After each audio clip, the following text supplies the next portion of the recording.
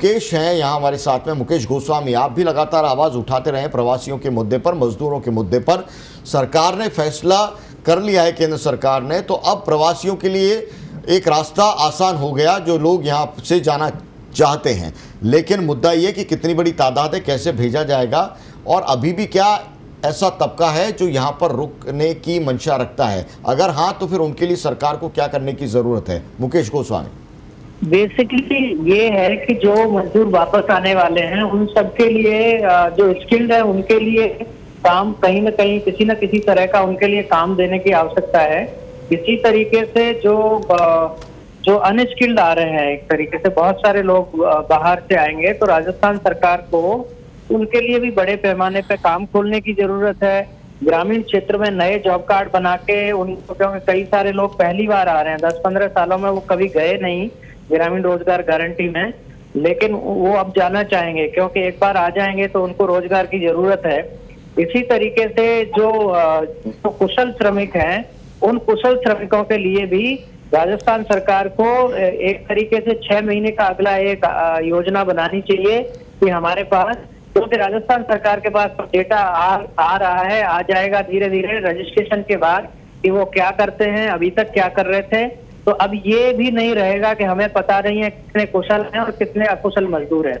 ये डेटा के बाद सरकार बहुत आसानी से ये योजना बना सकती है कि कितने मजदूरों को कुशल काम चाहिए, और कुछ नए तरीके के, जैसे कुटीर उद्योग हैं, लघु उद्योग हैं, सरकार के स्तर पर जो छोटी छोटी चीजें चल रही हैं, अभी इसमें क्या जरूरत है, वो सारी जरूरतों का स्थान मुझे लगता है बनाने के लिए जिन लोगों की क्षमताएं हैं उसके अनुसार राजस्थान सरकार को शुरू कर देना चाहिए। जी, एक और महत्वपूर्ण बात ये, जिनकी आप नुमाइंदगी करते हैं, अनऑर्गेनाइज सेक्टर के तमाम जो लोग हैं, और ख़ास तौर से शहरी इलाकों के अंदर, चाहे वो ऑटो चालक हों, चाहे खोमचे वाले हों, चाहे स्ट्रीट वेंडर्स हों, बड़ी एक तादाद है। और इस कोरोना संक्रमण के बाद में लोगों की लाइफस्टाइल, लोगों की फूड हैबिट्स, वो उसके अंदर आमूलचूल परिवर्तन आना लगभग तय है।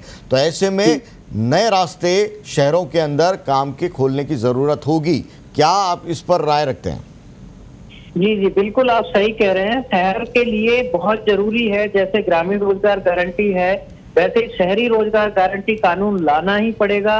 उसके बिना और कोई रास्ता नहीं है, क्योंकि इतने, चाहे वो ऑटो वाले हों, रिक्शा वाले हों, और जो ये फेरी वाले हैं, अलग अलग तरीके के ठेले लगाने वाले लोग हैं, स्ट्रीट वेंडर्स हैं और दूसरे लोग हैं, उनके लिए सरकार को रोजगार की गारंटी करनी पड़ेगी। क्योंकि अब ये कितने टाइम तक लोग खोलेंगे भी तो बहुत धीरे धीरे खुलेगा ये, और बहुत लंबा टाइम उनको लगेगा। और जब लोग ही नहीं रहेंगे तो कौन ऑटो में बैठेगा? मान लीजिए ऑटो चालू भी हो जाए लेकिन सवारी नहीं मिलेंगी तो उनके लिए रोजगार कैसे होगा, उनके पास पैसा कैसे आएगा? तो ये शहर के लिए बहुत जरूरी है। कच्ची बस्ती में रहने वाले लोग, ऑटो चलाने वाले लोग, दूसरे अलग अलग तरीके के जो लोग हैं, उनके लिए राजस्थान सरकार को शहरी रोजगार गारंटी कानून हर हालत में लाना चाहिए। नहीं तो लोगों के हालात, अभी तो एक तरीके से हो रहा है कि सरकार जो है ला रही है उन सबको, अच्छा है, अच्छी बात है, ये स्टेप जो लिया है, रजिस्ट्रेशन का जो लिया है वो अच्छा है, लेकिन यहाँ लाने के बाद 15 दिन बाद, 10 दिन बाद उनके पास कितना राशन होगा, उनके घर वालों के पास कितना होगा?